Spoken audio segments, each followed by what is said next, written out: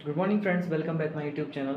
आज मैं आपको आउट पेशेंट डिपार्टमेंट जिसे ओपीडी कहते हैं उसके ज़रूरी इंस्ट्रूमेंट्स जो कि यूज़ आते हैं ऑपरेट में या किसी भी नॉर्मल ड्रेसिंग में या स्टिचेस वगैरह में, उनके रिलेटेड मैं आपको आज सारी जानकारी दूंगा। तो प्लीज़ बने रहिए वीडियो में और लास्ट तक वीडियो को देखिए। ये वीडियो आपके लिए बहुत ही ज़्यादा कारगर होगी।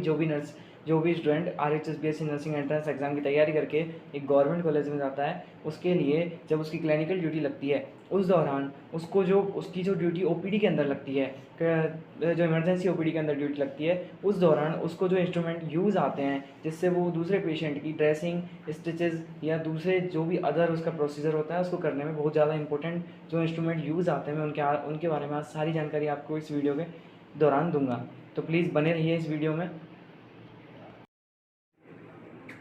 तो फ्रेंड्स देखिएगा कि ये सबसे पहले ये टेबल होती है जिसके अंदर पेशेंट आकर पेशेंट का हम प्रोसीजर स्टार्ट करते हैं। तो सबसे पहले हम चलते हैं गॉज पीस पर। तो फ्रेंड्स ये देखिए, इसे बोलते हैं चिकल फॉरसेप। ये होता है चिकल फॉरसेप जिसके अकॉर्डिंग हम ये गॉज पीस होते हैं जिनको हम यहाँ से निकालते हैं। तो ये गॉज पीस हैं, इन गॉज पीस को हम निकालते हैं और इसके अकॉर्डिंग ही हम पेशेंट को ड्रेसिंग करते हैं, बैंडेजेस करते हैं। तो चिकल फॉरसेप्स से किस लिए निकालते हैं? चिकल फॉरसेप्स से इसलिए निकालते हैं कि जिससे वो स्टेराइल बने रहें और इन्फेक्शन का डर ना हो। अब आते हैं हम ज़रूरी इंस्ट्रूमेंट्स पे जो कि यूज़ आते हैं, जेन्युइनली यूज़ आते हैं। सबसे पहले देखते हैं हम, ये होती है सीजर जिसको हम यूज़ लेते हैं। देन ये होती है माइनर आर्टरी।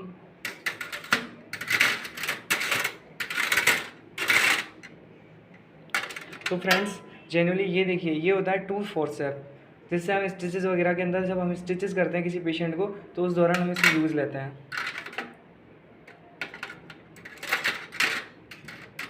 बाकी फ्रेंड्स ये होती है कर्व आर्टरी, ये होती है कर्व आर्टरी, ये होती है friends straight artery.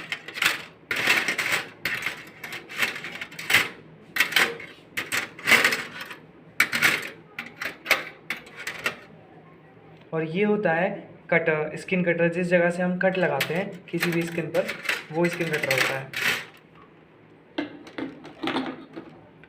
Then friends इसको हम सॉल्यूशन में रखते हैं जिससे ये इन्फेक्टेड ना हो पाए। अब फ्रेंड्स बात आते हैं, ये होती है स्प्रिट बोतल जिसको हम एक मोस्टली चीज़ ये ध्यान रखनी होती है कि जेनाइटल और फेस एरिया पर हम स्प्रिट कभी यूज़ नहीं करते हैं। देन ये बीटाडीन होता है, जेन्युइनली किसी भी घाव या किसी भी इंजरी पर हम बीटाडीन के यूज़ के द्वारा उसको सही करते हैं। ये NS होता है, नॉर्मल सैलाइन होता है, 0.9% इसकी सैलानिटी होती है। ये होता है liquid paraffin, genuinely allergic anti allergic problems के अंदर लिक्विड पैराफिन को यूज़ किया जाता है। ये हमारा सैनिटाइज़र है। देन फ्रेंड्स बात आती है ओविडॉन जेल की, जिसे हम ऑइंटमेंट के रूप में यूज़ लेते हैं। ठीक है फ्रेंड्स।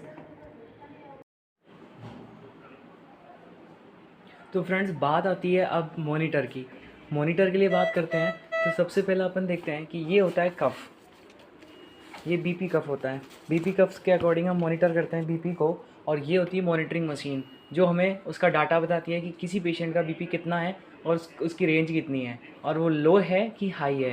तो इसके अकॉर्डिंग हम अपने BP का मॉनिटरिंग करते हैं। अब आती है ऑक्सीजन सेचुरेशन की बात। ऑक्सीजन सेचुरेशन के लिए जब हम बात करें, ऑक्सीजन सेचुरेशन के लिए बात करें तो ऑक्सीजन सेचुरेशन के लिए हम ऑक्सीजन सेचुरेशन मापते हैं। सबसे पहला देखते हैं, ये होती है ऑक्सीमेट्री इंस्ट्रूमेंट जिसके अकॉर्डिंग हम ऑक्सीजन सेचुरेशन मापते हैं।